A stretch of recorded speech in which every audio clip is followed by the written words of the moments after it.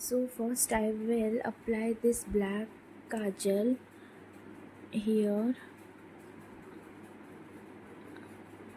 in center. Then I will take this brown color eyeshadow. Then I will smudge this eyeshadow. Then I will apply this black kajal. Then I will smudge this out.